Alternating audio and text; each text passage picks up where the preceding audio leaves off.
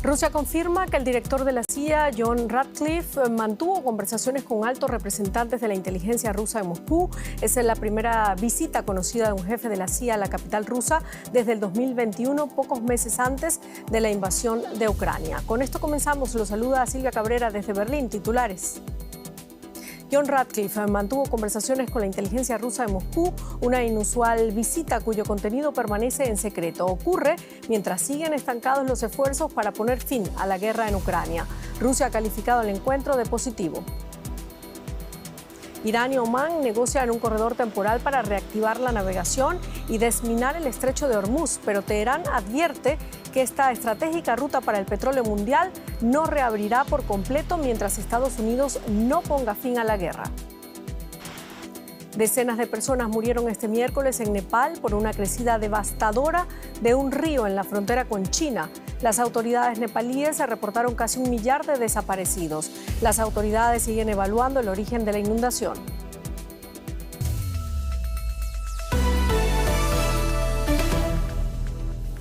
Bienvenidos. El director de la CIA, John Ratcliffe, realizó una visita a Moscú para reunirse con los servicios secretos rusos, según confirmó este miércoles el Kremlin. Fue la primera visita de un director de la Central de Inteligencia a Rusia desde noviembre del 2021.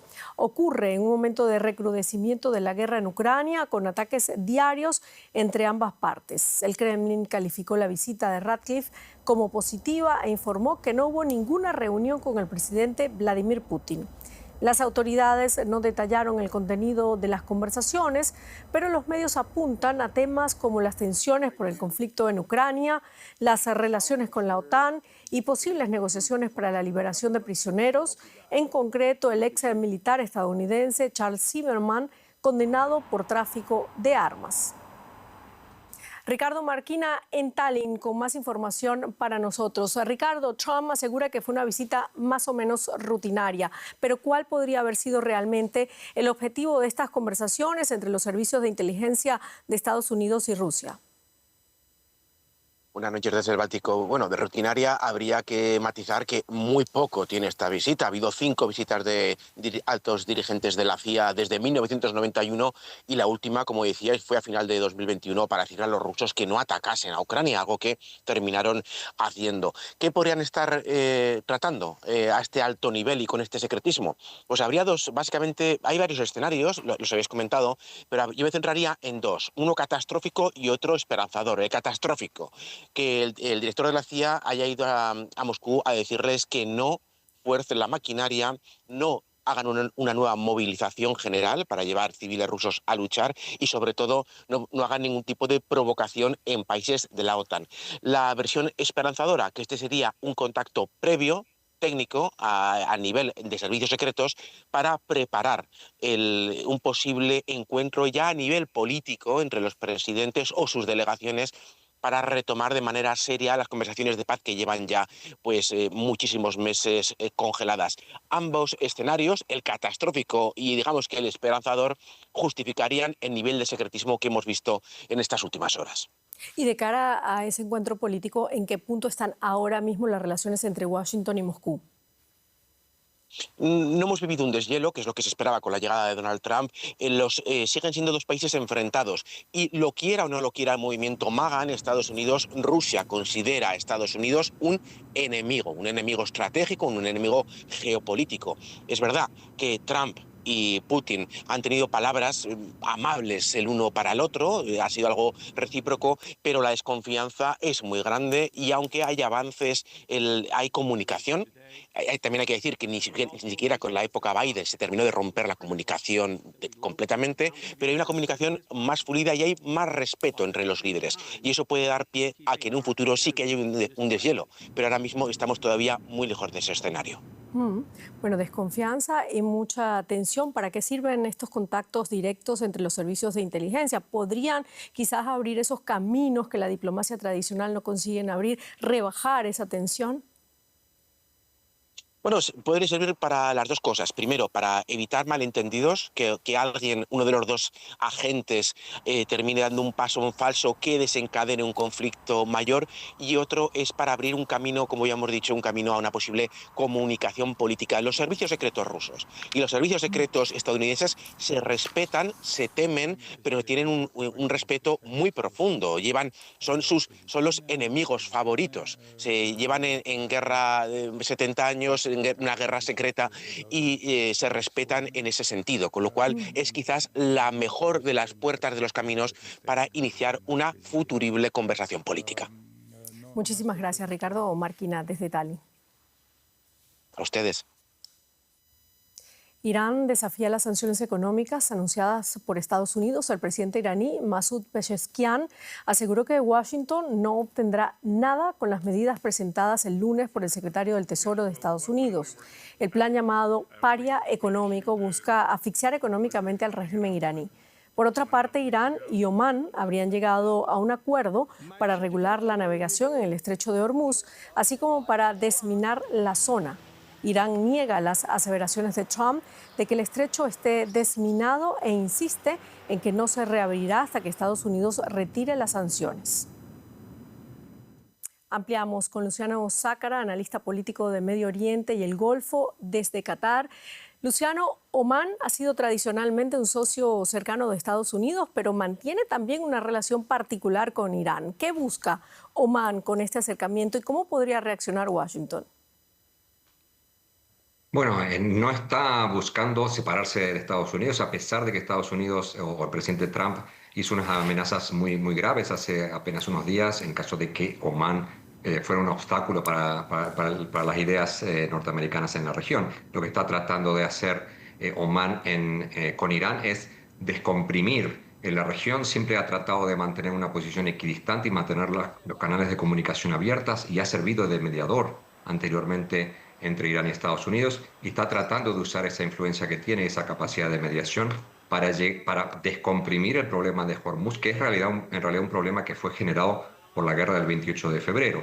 Esta descompresión y este mecanismo temporal, que todavía no sabemos el contenido, pero que habrían acordado Irán y Omán, hasta que se pueda llegar a un acuerdo definitivo, permitiría abrir el estrecho de Hormuz con determinadas características, determinados controles, determinadas autorizaciones de paso por parte de los dos, de Omán y de Irán, ya que los dos el estrecho está en aguas territoriales de los dos países. Con esto está tratando de evitar que Irán se apropie totalmente del estrecho, pero también dejar claro que si cambia el estatuto del estrecho de Hormuz posterior a la guerra inicial del 28 de febrero, Omán también va a tener que decir algo, y Omán está un poco también representando los intereses de los países del Consejo de Cooperación del Golfo.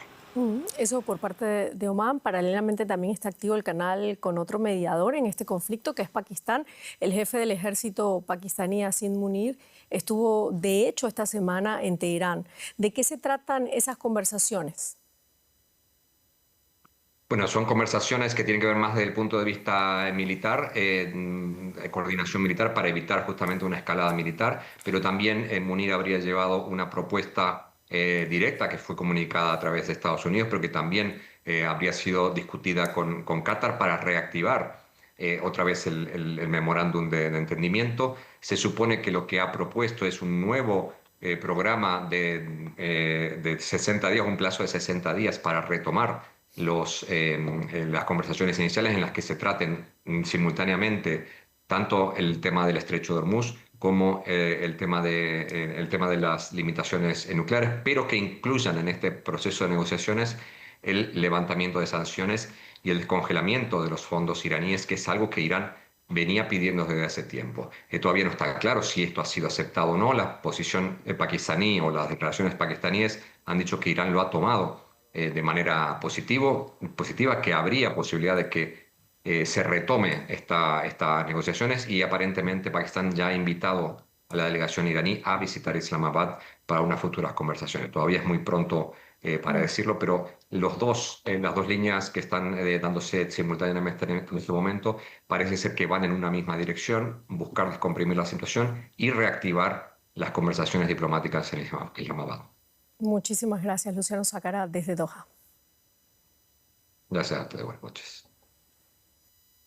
Y el canciller alemán Friedrich Merz pidió luchar contra lo que llamó un descontento generalizado en el país y celebró el desempeño de la economía que volverá al crecimiento este año y en 2027.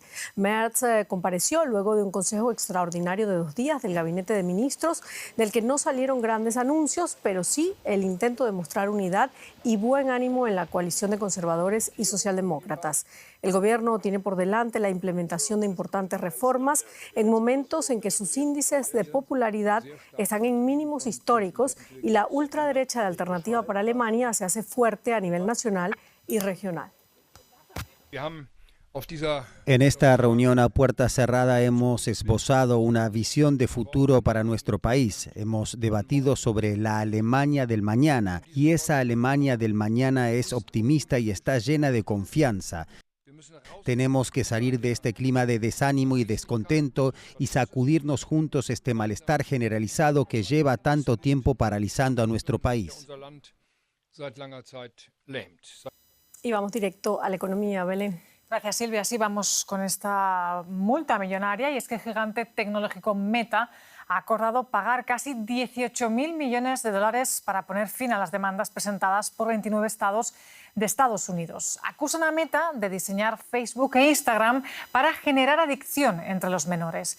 También señalan que la compañía ocultó los riesgos de sus plataformas para la protección de los datos infantiles. El acuerdo alcanzado durante un juicio federal que se celebra en California contempla también importantes cambios en las plataformas, como límites de uso, restricciones durante determinadas horas, mayores controles de edad y nuevas herramientas de protección parental. Meta no admite haber cometido ninguna infracción y el acuerdo todavía necesita la aprobación del juez a cargo del juicio en California. Ampliamos los detalles con nuestra analista Ana Nieto en Nueva York. Ana, ¿qué hay en el detalle de este multimillonario acuerdo que también afecta a otras plataformas sociales? Sí, pues hay dos partes bastante importantes. La primera es la que se refiere al dinero, estos 18.000 millones de dólares de los que hablabas, que son para daños y perjuicios, para programas de salud mental y actividades de jóvenes en los distintos estados. Meta se compromete, no obstante, a pagar solamente el 70% de esta cantidad y solamente pagará lo restante, que son unos 5.300 millones, si YouTube y TikTok también pagan esta misma cantidad y además se unen a las salvaguardas que ha pactado Meta con los fiscales, porque dicen que hay que cambiar los medios sociales y ellos solos no pueden hacerlo. La segunda parte del acuerdo son estos límites, estas salvaguardas, y la lista es larga. En principio durarían 10 años y empiezan por un límite de tiempo al uso de Facebook e Instagram de 2 horas al día entre las dos aplicaciones. Se bloquean además las aplicaciones de 12 de la noche a 6 de la mañana y se eliminan las notificaciones durante horario escolar. También los contenidos que les lleguen a los menores pueden estar determinados por el horario o por el algoritmo. Si se elimina el algoritmo, también se elimina una de las herramientas más importantes que ha tenido Meta para vender a los anunciantes. Y por último, se dejarán de ver los likes y los comentarios a los posts por defecto y se eliminan los filtros cosméticos, la mayor parte de ellos. Y Ana, este es un caso que se comparó al del tabaco, en el que hubo millonarias compensaciones y cambios en la industria. ¿Con este acuerdo sigue siendo comparable? En cierta medida. El acuerdo con las tabaqueras del año 1998 aseguró un pago conjunto de 206.000 millones de dólares, significativamente más alto, y cambió permanentemente el marketing de las empresas, de la industria del tabaco. Pero como en el caso del tabaco sí que es verdad que hay un antes y un después. Primero cambia y bastante el modelo de negocio de Meta en un área de publicidad con un segmento muy rentable para la compañía, que es el de los menores. Y segundo, porque es probable que TikTok y YouTube se unan a este acuerdo, ya que si no los fiscales han dicho que posiblemente les lleven a los tribunales y tribunales que tienen buena parte del trabajo ya hecho en este sentido con el caso de Meta. El resultado es sin duda un cambio en el panorama de las redes sociales para los jóvenes y las primeras restricciones que son significativas. No vienen de un cambio legislativo, pero sí vienen por la vía judicial y quizás son mejores que las prohibiciones de uso por edad que tanto se han multiplicado por el mundo. Cambios en las redes sociales. Ana Nieto, Nueva York, gracias por esta información. Gracias, Belén. Nos vamos a la región. Argentina anuncia un programa de unos 1.300 millones de dólares para ampliar el acceso a créditos hipotecarios destinados a la compra, construcción, ampliación y reforma de la primera vivienda. El plan se financiará con recursos del Fondo de Garantía de Sustentabilidad del organismo público argentino que gestiona las ayudas sociales y las pensiones, algo que ha generado críticas. Esta iniciativa permitirá a los bancos disponer de mayor liquidez para conceder estos préstamos con el objetivo de beneficiar a unas 20.000 familias. Hasta aquí la economía, pero nos vamos ahora a una tragedia natural con víctimas mortales, Silvia. Así es, Belén. En Nepal, el violento desborde de un río en la región del Himalaya ha arrasado un pueblo y destrozado a su paso edificios y puentes. Hasta ahora, las autoridades nepalíes han confirmado la muerte de al menos 160 personas. Los desaparecidos ascienden a unos 800, mientras las labores de rescate continúan en esa zona montañosa del país. Estas imágenes muestran a la naturaleza en su faceta más devastadora. Estos torrentes de lodo arrasan con personas, edificios y vehículos en la frontera del Tíbet con el norte de Nepal.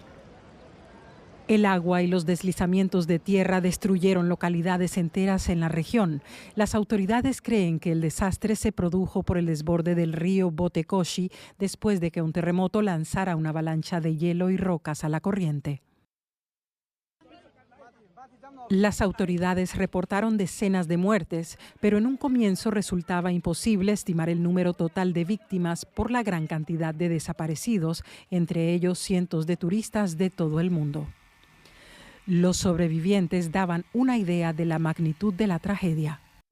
Mi cuñado tenía aquí una licorería. Recibí una llamada suya esta mañana. Estaban llorando y dijeron que su casa entera había sido arrasada.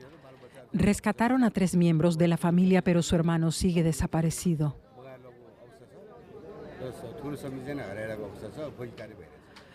Vi cómo las inundaciones arrastraban unos 9 camiones con personas incluidas. Es algo desgarrador. Llevo 18 años enseñando aquí y nunca vi nada igual. El ejército y la policía empezaron poco después con las labores de evacuación.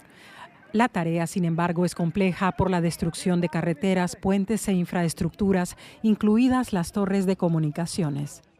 Los debates sobre la causa de la tragedia abordarán previsiblemente también los efectos en esta región del cambio climático causado por el ser humano. Pero por el momento los nepalíes y los tibetanos se centran en ayudar a los sobrevivientes y en recuperar lo que puedan de los escombros.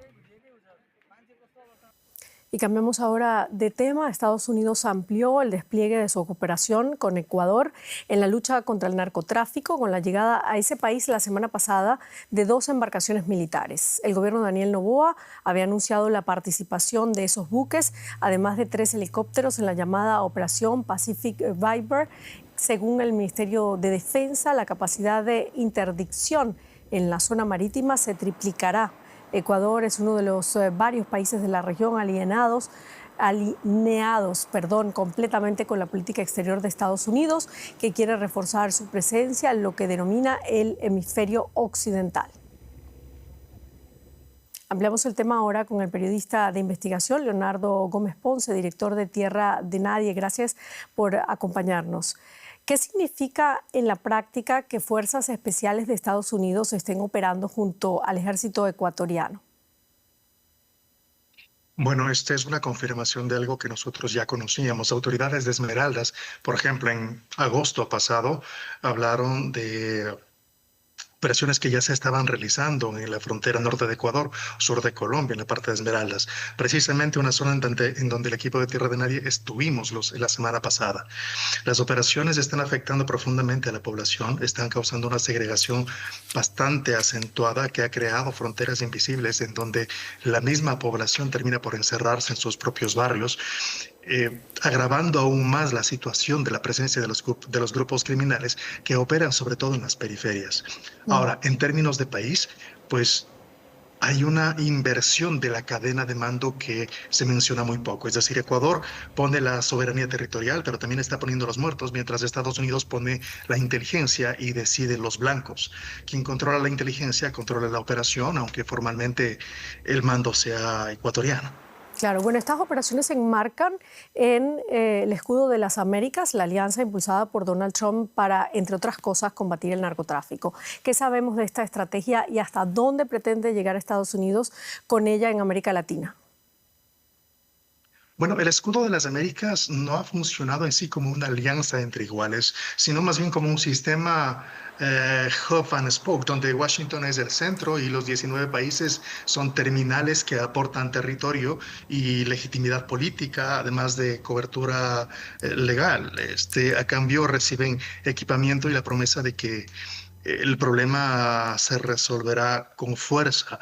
Y los problemas principales de los países, al menos del sur global, no se resuelven en su totalidad con fuerza. Estamos hablando de zonas que están completamente segregadas y carecen incluso de servicios básicos, en donde es fácilmente cooptar a la población.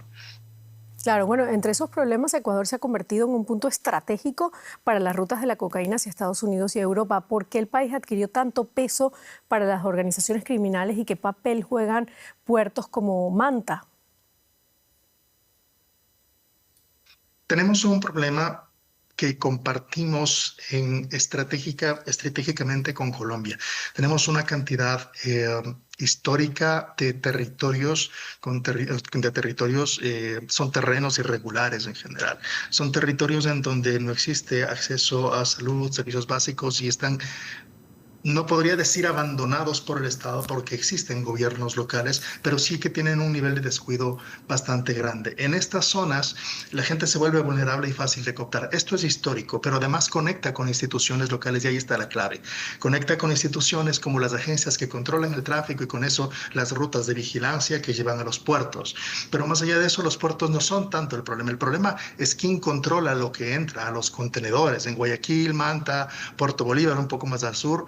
Las redes se cargan de cocaína, operan mediante cooperativas pesqueras, empresas de logística portuarias y funcionarios también en aduanas. Existe una cadena que ha facilitado que actualmente cerca del 70% de la cocaína mundial salga de los puertos ecuatorianos, pero en conexión con problemas que se conectan de forma regional. Las fronteras que tenemos, por ejemplo, entre Ecuador, Colombia, México y demás, son más estratégicas o funcionales para nosotros, pero en el mundo criminal son meras formalidades que no funcionan de la misma forma. Entonces estamos funcionando en toda la región como un hub logístico en donde Ecuador, su rol principal pues, es el transporte. Muchísimas gracias por esta entrevista. Leonardo Gómez Ponce, director de Tierra de Nadie. Cambiamos de tema. Desde que se anunciara su fallecimiento el martes, se han multiplicado los homenajes a Dolly Parton.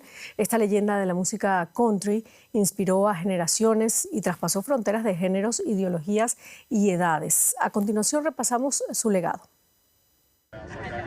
Desde el condado natal de Dolly Parton en Tennessee, pasando por su estrella en el Paseo de la Fama de Hollywood en California, hasta Nashville, la capital de la música country.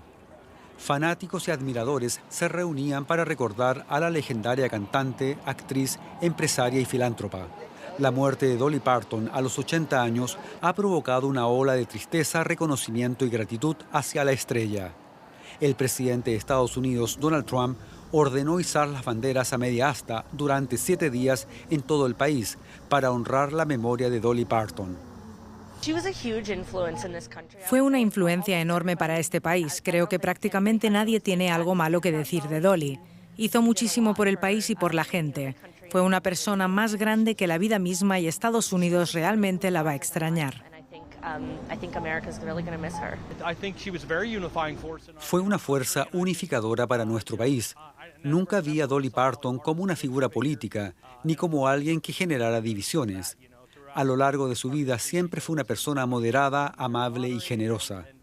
Nunca adoptó posturas políticas extremas, como las que vemos hoy en una sociedad que parece cada vez más polarizada. Fue una bendición contar con alguien que tuvo un impacto tan positivo y que ayudó a acercar a las personas. Creo que son muy pocos los que no apreciaban a Dolly Parton. Ese cariño y respeto hacia Dolly Parton quedaron reflejados en la larga lista de homenajes. La cantante Beyoncé la describió así: un barómetro, una estrella que nos servía de guía, audaz y brillante, talentosa y perseverante. Nos enseñaste muchas lecciones sobre cómo ser una misma. Por su parte, el presidente Trump escribió en Truth Social: es una verdadera pérdida para millones de personas. Nunca ha habido alguien como ella y nunca volverá a haberla. Y el expresidente Barack Obama afirmaba: es difícil imaginar a alguien que haya tenido un impacto mayor que Dolly Parton. Nació en un hogar humilde de una sola habitación. Ganó 11 premios Grammy y un Emmy. Construyó un imperio empresarial. Ayudó a millones de niños a aprender a leer. Y como si eso fuera poco, contribuyó a impulsar la investigación que condujo a la vacuna Moderna contra el COVID-19. Una vida extraordinaria. Mis pensamientos y los de Michelle están con la familia de Dolly y sus muchos admiradores. Parton, nacida en Tennessee y de orígenes humildes, inició su carrera en la década de 1960. Su popularidad trascendió edades, géneros, religiones, clases sociales e ideologías. Evitó vincularse con partidos políticos y solía decir que entre sus seguidores había tanto republicanos como demócratas. Sin embargo, no fue ajena a las causas sociales. A través de su fundación, respaldó numerosas iniciativas y se convirtió en una firme defensora de los derechos de la comunidad LGBTQ+, del movimiento Black Lives Matter y de la educación. En la década de 1990 puso en marcha en Estados Unidos uno de los proyectos que probablemente constituirá una parte fundamental de su legado, la Biblioteca de la Imaginación, un programa que envía un libro cada mes a los niños hasta que cumplen 5 años. La iniciativa se expandió a otros países, entre ellos Canadá, Australia e Irlanda. Parton también destacó como empresaria, construyendo un exitoso imperio de negocios. Además, era conocida por su agudo sentido del humor y, por supuesto, por su extraordinario talento como compositora. Escribió miles de canciones, muchas de las cuales se convirtieron en grandes éxitos en todo el mundo, valiéndole numerosos premios. Dolly Parton, un ícono cultural y una leyenda cuyo legado perdurará por generaciones.